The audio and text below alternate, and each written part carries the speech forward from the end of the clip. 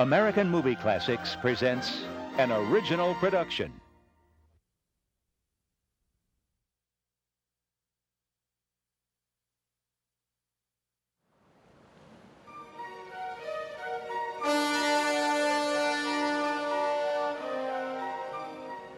This is hallowed ground to movie buffs.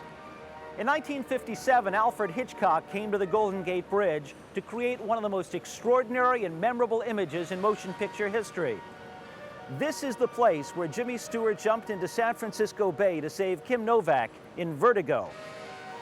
When Vertigo was first released, it wasn't one of Hitchcock's greatest hits, but time does things to movies in the way we see them. Today, many people regard Vertigo as Hitchcock's masterpiece, but along the way, it was almost lost to us forever.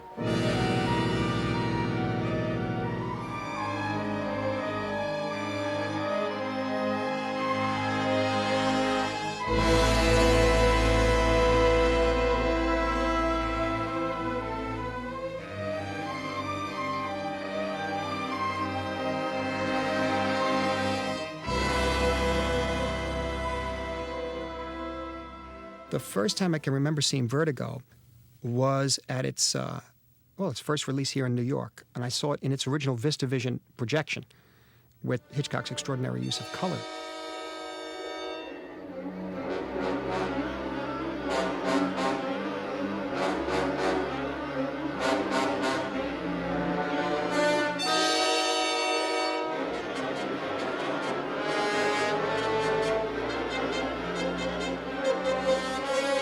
Over the years, I kept being drawn and drawn to the picture, like being drawn into a whirlpool of obsession. A very, very beautiful, comfortable, almost nightmarish obsession. And I think, for me, I found it fascinating years later when I look back and realized that towards the end of the studio system, such a highly personal movie could come out of that studio system with major stars. In 1951, Alfred Hitchcock came to San Francisco for the opening of Strangers on a Train.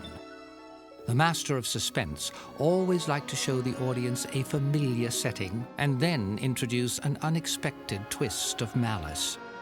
As he studied the visual splendor of the Golden Gate Bridge, Hitchcock was heard to remark that San Francisco would be a good location for a murder mystery. He loved San Francisco.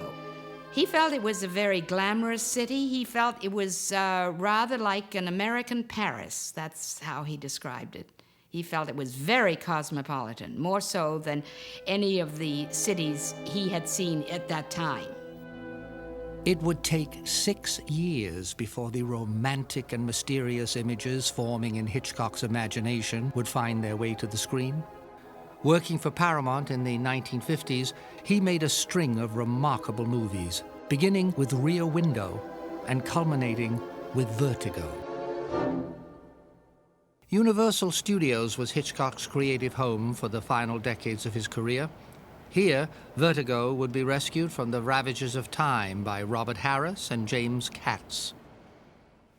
We chose Vertigo as a candidate for restoration for two reasons. Number one, it's a great film. It's one of the most important films ever made. Number two, the film elements themselves, both picture and sound, were in dire need of preservation. Vertigo is also a film that audiences have not seen on the big screen for years, in fact 12 years. It was last released theatrically in 1984, and the elements were poor to say the least. You don't just start a restoration, you have to do a lot of research. We bring in elements from all over the world to one place where we can look at them and assess the quality of the picture and the sound and decide at a certain point, can we do this at all? There are many films that are not possible to restore. When we first opened the cans on Vertigo, basically what we found was a faded negative. Virtually looked in many scenes as though the negative had been dragged on the floor before it had been printed. And we had differential shrinkage between the yellow, cyan, and magenta separation masters, which really led us to restore the film in a totally different manner. Once a picture either has gotten to a point where it has not been preserved properly or it hasn't been preserved at all, then you need restoration. To preserve a film is a phone call, a purchase order, a lab order. To restore a film is a year to 2 years of work and major commitment. Universal would commit more than $1 million to the restoration of Vertigo. Alfred Hitchcock believed in what he called pure cinema, pictures without words. Once he had a setting in mind, his next step was to find a story. The French novel D'Entre les Morts, From Among the Dead, would provide the foundation for Vertigo. Hitchcock dispatched his longtime associate producer, Herbert Coleman, to begin preparations in Northern California and to find a Spanish mission for the picture's climactic scenes.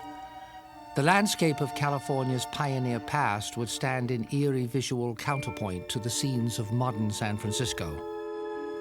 It was 1955, 41 years ago, when I first walked onto this plaza and knew instantly that Mission Old San Juan Bautista would be the location Hitchcock wanted to use in our picture Vertigo. In this haunting romantic thriller, Detective Scotty Ferguson falls in love with a woman mysteriously drawn to places from the past, a trail leading to a mission bell tower. The original bell tower of San Juan Bautista was destroyed in a fire long ago. So Hitchcock and his artist would conjure up a new one out of paint and plaster. The script had to be perfect before Hitchcock would begin production. With his wife Alma, he would spend months on story construction before hiring a screenwriter. Playwright Maxwell Anderson was the first writer engaged by Hitchcock and Herbert Coleman. And he turned in a screenplay called Listen, Darkling, and that will tell you the whole story. No one could figure out what it meant, and the screenplay was exactly the same. So then we found another writer, Alec Koppel, who did a great improvement to Listen Darkling, but still not satisfactory. So then we started a search and found Sam Taylor. Author of the play Sabrina Fair, filmed twice as Sabrina, Samuel Taylor would spend a year working with Hitchcock on the Vertigo screenplay. In those first talks, we decided that the more emotion there was in the man, the stronger the picture would be.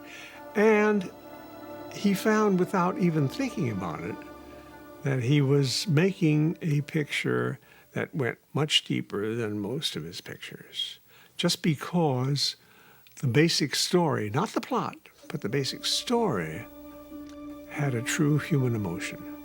This obsession of a man who, for the first time in his life, had fallen deeply in love.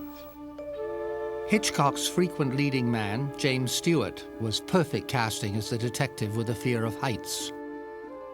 Hitchcock was enthralled with the young actress Vera Miles. He planned to use Vertigo to build her into a major star. In early 1957, she posed for these hair and costume tests as Madeline. Vera Miles also modeled for this early version of the painting that features prominently in the story, the portrait of Carlotta.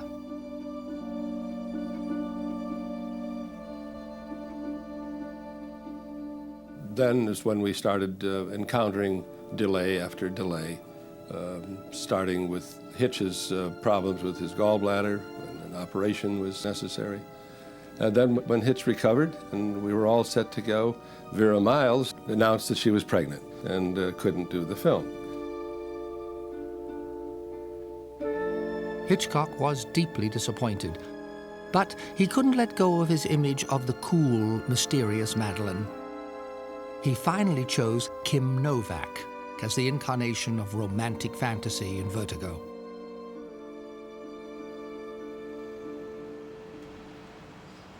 As the 2-year restoration progresses, Harris and Katz draw on state-of-the-art technical facilities at Universal and at laboratories throughout Hollywood. Restoring more than 1,000 pieces of film negative and using original Technicolor prints for reference, they experiment with modern film stocks and processing techniques to recreate the precise visual texture Hitchcock intended for every shot. Vertigo was photographed in a Paramount process called VistaVision, which was an extremely high-quality process, which was normally reduction printed to 35 millimeter. VistaVision went through the camera from right to left. It was horizontal, and it was a double-frame 35 millimeter image. Rather than reduction printing it, we're basically taking it across 1-to-1 and converting it to 70 millimeter.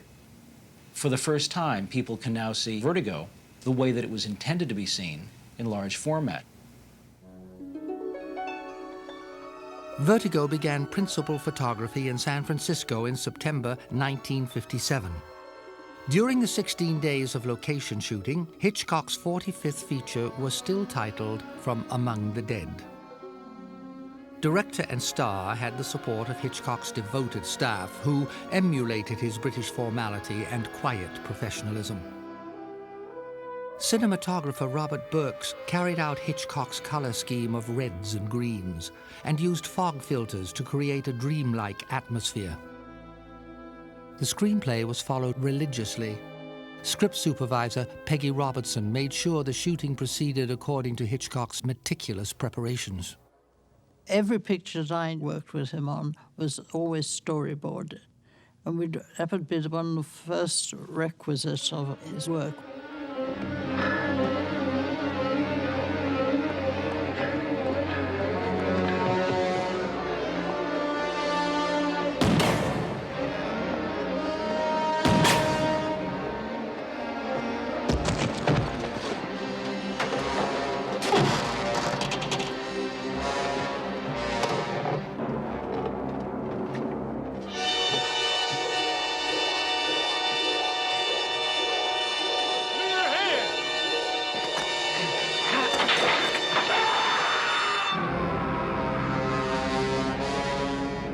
Hitch was the only director I've ever known who never looked through a camera. He didn't even stand close to the camera. He would say, "You got 3-inch on then you cut there." He'd tell them where they cut, and he'd always be right. He just transformed himself into the camera eye.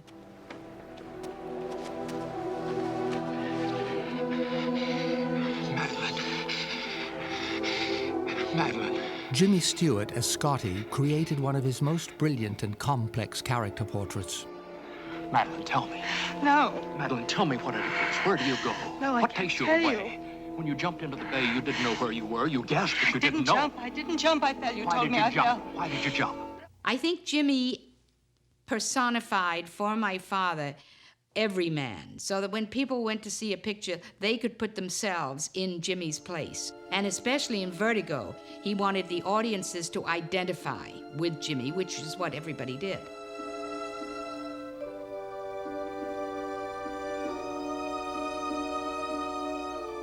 Hitchcock molded Kim Novak into the strange, aloof Madeline and into Judy, her earthier reincarnation.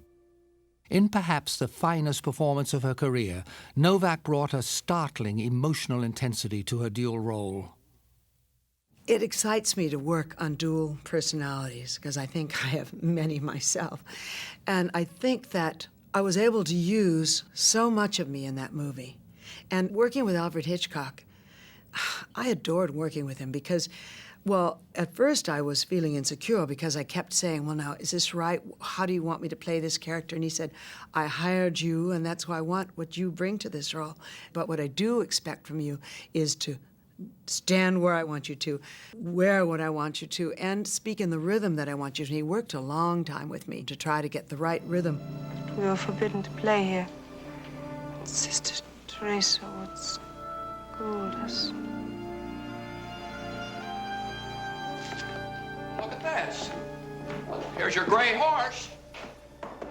Madeline had the complication and the excitement and energy underneath. It was all very, very held back on the outside, but underneath there were so many things going that I think that's part of what fascinated Jimmy Stewart, caused him a compulsion to want her, to possess her.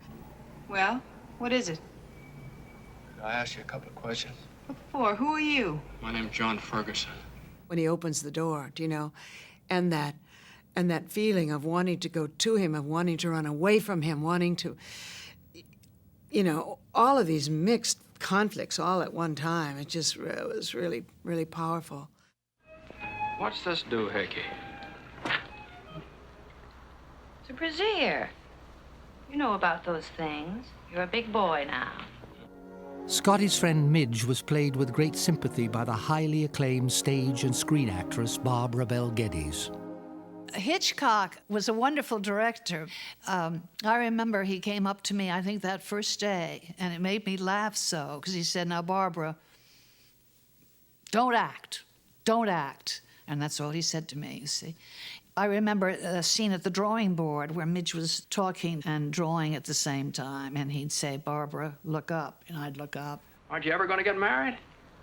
You know there's only one man in the world for me, Johnny-O. You mean me? We were engaged once, though, weren't we? And he'd say, "Now look down," and I'd look down. He'd say, "Now look left," and I'd look left. Anyway, he said, "That was what? Cut! Very good," you see. So that was that. The most celebrated of Hollywood's costume designers, Edith Head, shared Hitchcock's fondness for the use of color to heighten emotion.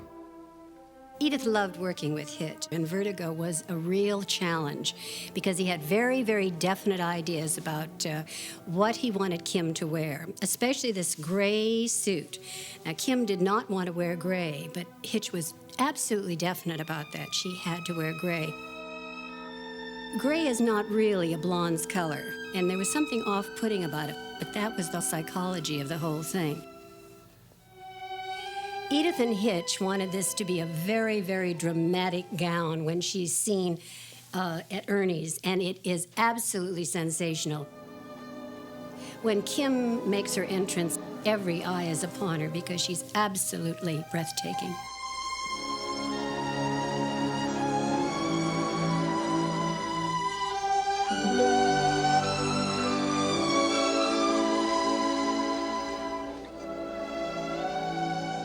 And then when she went to Jimmy Stewart's apartment, she wore this magnificent white coat. Hitch was very definite about the kind of costumes that he wanted and the colors. And of course, white on a blonde is perfect. And it has a black chiffon scarf that goes through here and drapes down the back. And even that had a sense of mystery about it because the wind would catch this and mysteriously whip around her. You know, it all had a very eerie effect to it. But that was Hitch's genius. There's someone within me, and she says I must die. Oh, Scotty, don't let me go. I'm here. The production moved back to Hollywood for 2 months of shooting at Paramount Studios. The art director was Henry Bumstead. This was one of 4 films he designed for Hitchcock. Everything is a set. Hitch liked working in the comfort of the stage, and he didn't like to shoot in real locations, on interiors. He'd get the exterior, I think he was a master of that, get all the meat on the exterior, and then you would build the set on the stage where he could control the lighting and his actors. Bumstead designed more than 50 individual sets for Vertigo, including the interior of the Mission Bell Tower. Hitchcock himself was once a set designer. His original pencil sketch for the San Francisco Club was first transformed into a painting and then into Bumstead's richly textured set. Hitchcock drew these steps for Jimmy Stewart's dive into San Francisco Bay.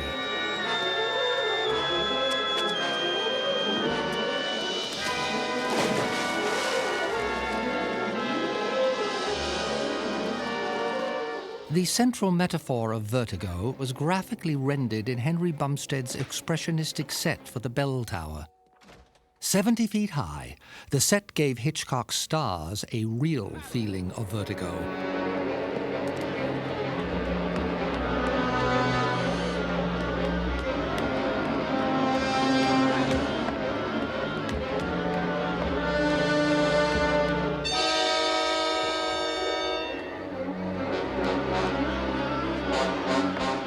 The much-imitated vertigo effect was achieved by a combination of zooming forward and tracking backward simultaneously.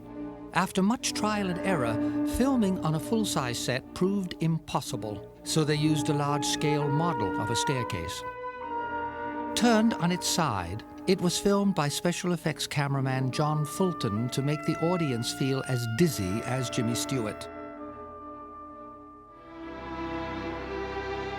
Legendary composer Bernard Herrmann contributed immensely to Vertigo's emotional impact.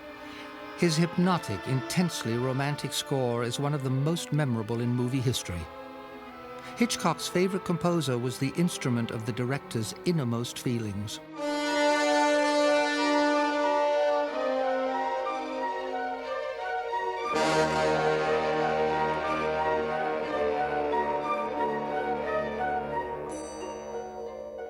Saul Bass revolutionized the art of title design in the 1950s by using a single graphic image to capture a movie's mystique.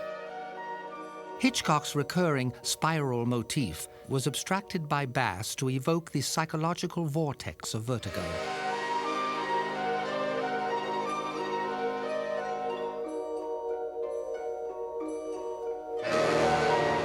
His main title sequence and poster have made that image an indelible part of our movie landscape.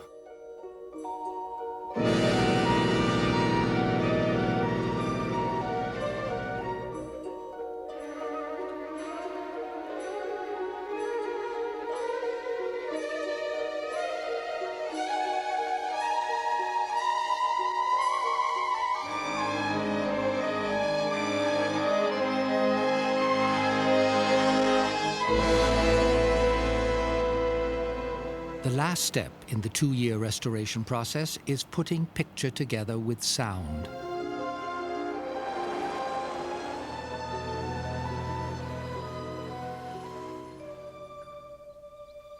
In the Hitchcock Theater at Universal, Robert Harris and James Katz supervised the meticulous reconstruction of Vertigo's soundtrack in 6-channel DTS stereo.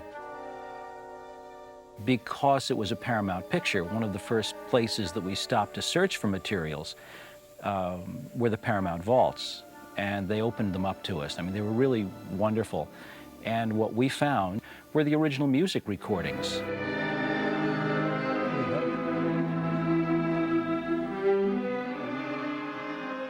Preservation was done at Universal, and fortunately we were able to get about 90% of the sound off them.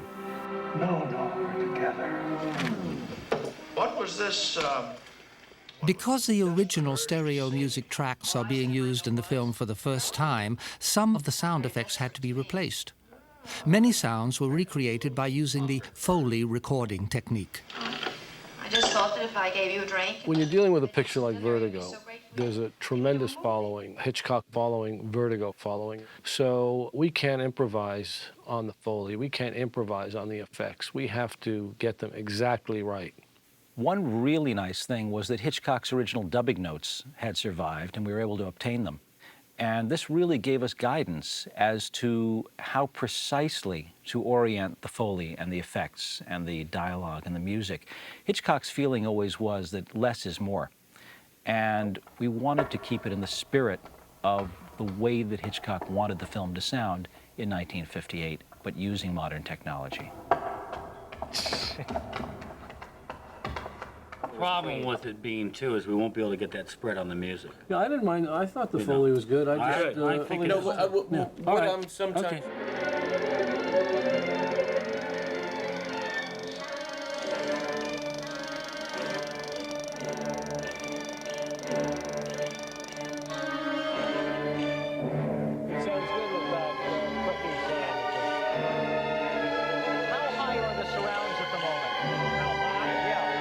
When you talk about restoration, you're talking about picture and you're talking about sound.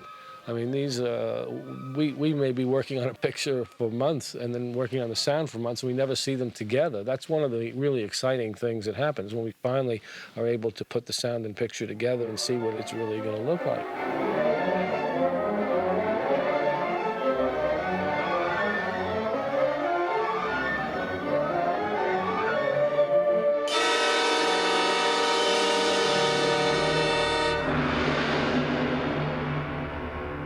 Triumphantly restored, Hitchcock's masterpiece returns to the screen.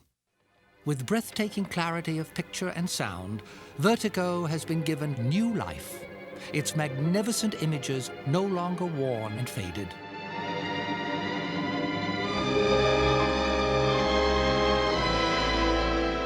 Thanks to this painstaking labor of love, the haunting vision of a master filmmaker will astonish and obsess movie audiences for generations to come.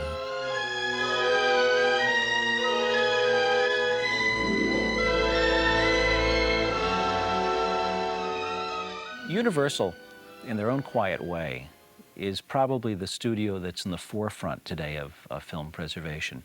When Vertigo is finally completed, we leave a new 65mm preservation negative. We leave a 65mm duplicating positive. We're leaving enough films so that we can get Vertigo, hopefully through at least the next 200 years. Now what we're doing is releasing an enhanced version of the film and maintaining, I think, the spirit of the picture. And audiences who have seen Vertigo before will be thrilled with, we think, and accept. And yet we're putting up something that Alfred Hitchcock never saw and was never able to see when he made the film in 1958. I know I'm a little bit jealous of people who are going to be seeing the film for the first time, because I'd love to know what that's like and to see it in 70mm and DTS. It should really be an incredible experience. I think Alfred Hitchcock adored this movie. I think he was obsessed with this movie. I don't know, perhaps he was with many of his others as well, because that's the kind of director he was. But Hitch loved this movie more than any. I do believe so. I think he was pleased, and I know I was pleased, that over a period of time, the reputation of the picture grew, and that scholars and critics began to talk of it as one of his most important pictures, and finally people were saying it is really his most important picture. I know he was pleased about that. I think people today love his movies even more than when they were brought out, and that is because he made the movie for the audience. I think there are still things in the movie that I don't understand, and I think probably other people don't, but I think that's good. I think that makes it fun, and I think it's great to go back and see it again and say, oh, now I understand what that was supposed to mean. Vertigo somehow stands out, and I think it stands out because it was unabashedly personal. And I think that's where the truth lies in the picture, and that's why I think it sustains over the years.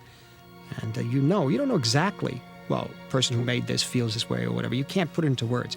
But there's something that's genuine about it, and that is just not dealing with the schematics of plot or whatever. That has a very strong heart behind it, and a very, very troubling look at humanity in a way. But it's something that's honest and true, and that has a great deal of psychological complexity, and that's lasted over the years.